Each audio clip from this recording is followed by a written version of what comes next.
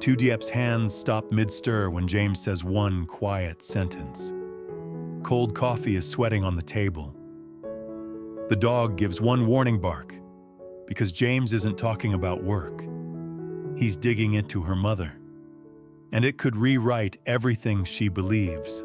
I felt my chest tighten hearing it. He's trying to deliver truth in warmth, not fire. Stay with me. Because before dawn, Ni's helpful watering can nearly floods the garden. And that same day ends at a kitchen table with a secret getting closer. The day starts the way so many of their days start. Small, ordinary, almost peaceful. Until a child tries to help a little too hard. Ni is out in the garden with a watering can that's honestly too big for her arms. The spout wobbles. The stream comes out like a fire hose. 1 second, the basil looks grateful. The next second, the soil turns into a brown soup that's creeping toward Diep's sandals. Ni. Diep calls, half laughing, half serious. Be careful when you water the plants. Don't soak your clothes. Ni freezes mid-pour like she's been caught stealing candy. Her cheeks puff out. Her little fingers tighten around the handle. She tips the can slower. Careful now. Like she's defusing a bomb. This is the biggest one, she announces, pointing at the lime sapling like it's a treasure she discovered herself. Diep crouches beside her. Her knees crack a little the way knees do when you've worked more years than you've rested. She puts her hands over Ni's hands, not grabbing, just guiding. Slow, she says gently. Plants like patience. Me, the dog, trots between them, tail wagging, nose working overtime. He sniffs the damp soil like he's doing a legal inspection. Like he's thinking, this better be authorized. Nina watches the water soak in instead of rushing off. Her shoulders loosen. She looks proud in that serious little way kids get when they've done something grown. Diep brushes a bit of hair off Ni's forehead, and in that tiny touch you can feel the whole truth of her. She protects quietly. She corrects softly. She tries to keep the world from startling the people she loves. And then, like a switch flips, garden time ends and real work begins. Inside, baskets get wiped down. Produce gets sorted by hand. Diep doesn't just look for bruises. She checks stems. She checks smell. She checks the way fruit sits in the palm. End-of-year season makes people picky. And she understands something a lot of folks learn too late. Trust isn't built in grand speeches. It's built in small details done the same way, every day, even when you're tired. Ni follows her like a shadow. No whining, no asking for cartoons. Just present, watching, learning. You're so good today, Diep tells her. And she says it like praise, but also like gratitude. She tucks loose hair behind Ni's ear. If you keep helping like this, we'll go to the market later. Ni's eyes light up so fast, it's like someone turned on a lamp. We're going to sell? She asks, already imagining herself behind a table like a little boss. We'll sell a little, Diep says. Then we'll come home early. At Hill Fruits, the morning runs smooth and bright. Luan is at the counter with that easy confidence, moving change without fumbling, joking without getting sloppy. Crates slide across the floor in a clean rhythm. The cold unit hums steady. And Diep treats the log like it's sacred. Pen strokes neat. Dates correct. Temperature checked twice, because she knows what messy invites. Mr. Hung stops by mid-morning. He doesn't make a show of it. He just scans the posted checklist. Eyes doing a quiet sweep of labels, baskets, the floor corners people forget. He nods once. Orderly. Diep smiles, not big, just enough. Orderly means peaceful. And across town, while she's wiping down fruit baskets. James is walking into his office like he always does. Quiet control, steady steps, no drama. The kind of man who keeps meetings factual because he knows emotions can turn into weapons if you're not careful. Approvals, deadlines, people who talk too much, people who talk around the point. He keeps it clean, but even when he smiles at someone across a conference table, something in his eyes looks sort of far away, like he's carrying a question he refuses to put down in public. By afternoon, Diep keeps her promise. She and Nai head to the market with 2 baskets and a small handwritten sign. The air is colder now, the kind that slips into your sleeves. Diep leans down to Nai like she's training a future businesswoman. We say thank you. We don't rush people. We don't argue. Nai nods solemnly. Business manners. They sell quickly, simple, fair pricing, warm energy. Nai hands bags to customers with both hands like it's a ceremony. Like the customer isn't just buying fruit, they're receiving respect.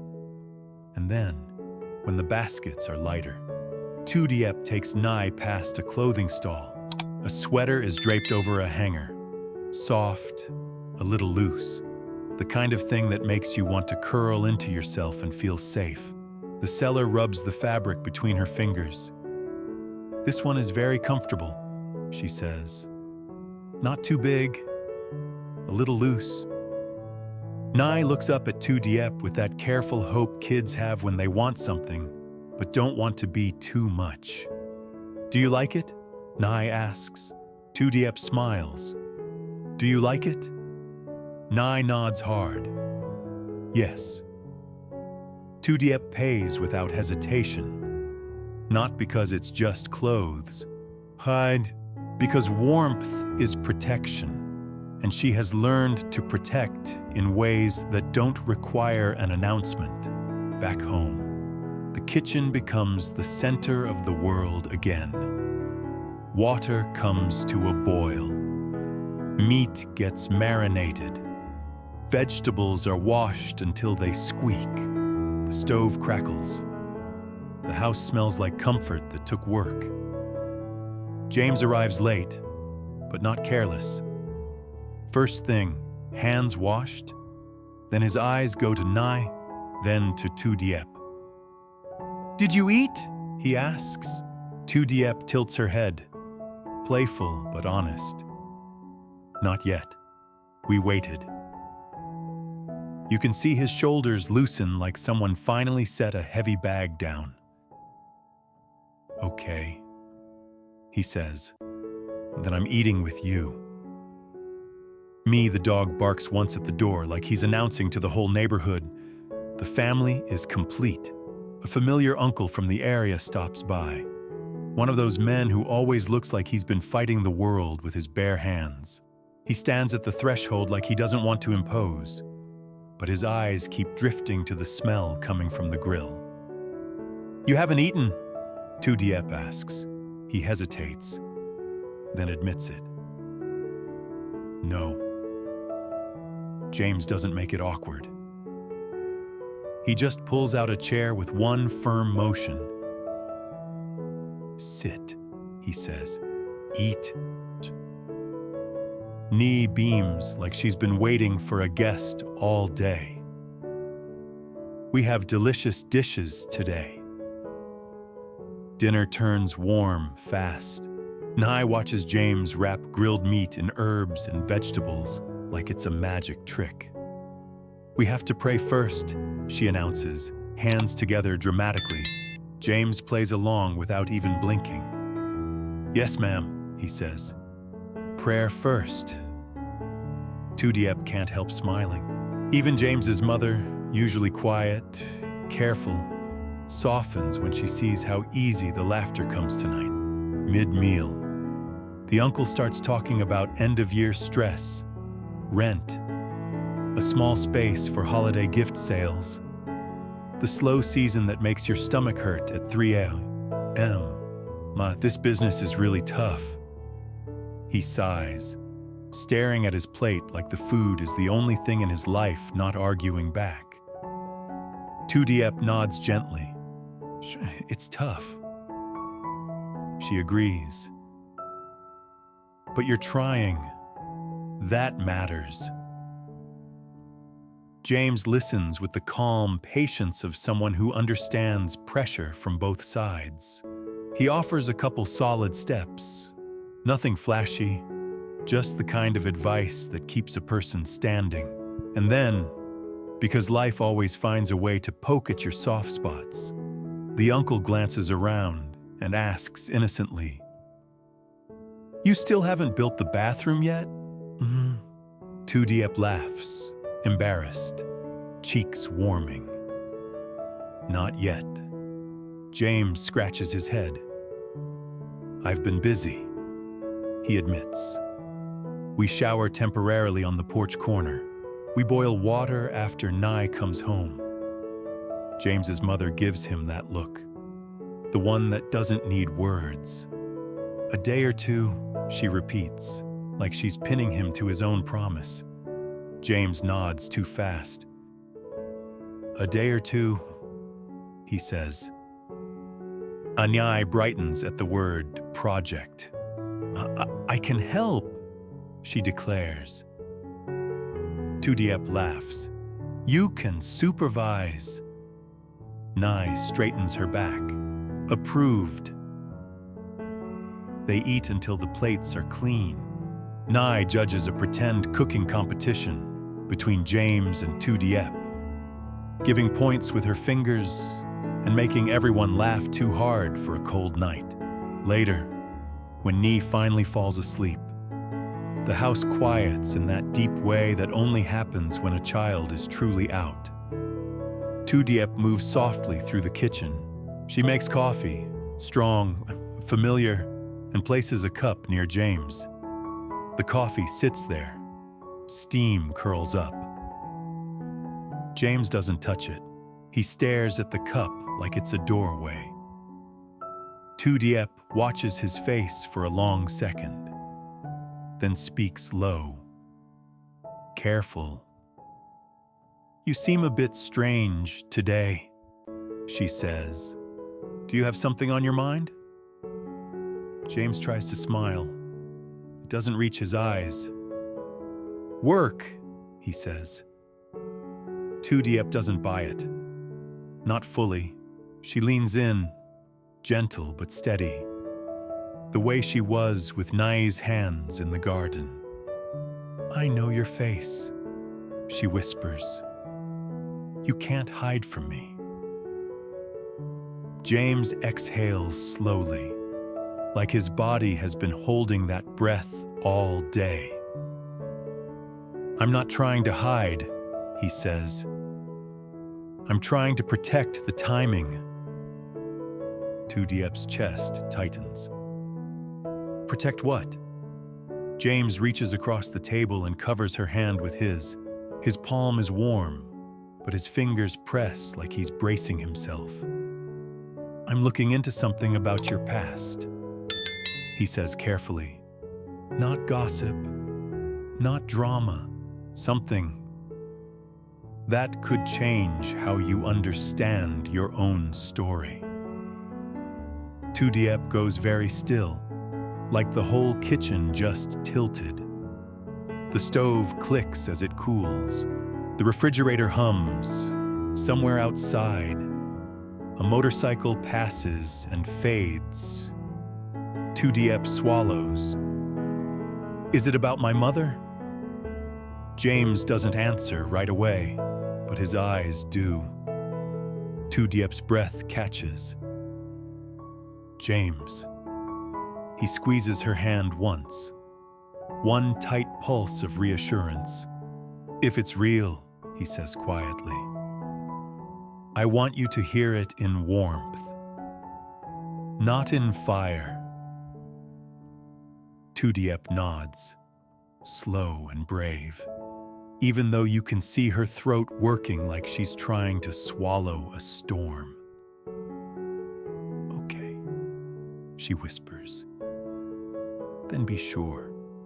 James nods. I will. And then, this is the part that gets me. He reaches into his work bag, fingers searching like he already knows exactly where it is. Paper edges whisper.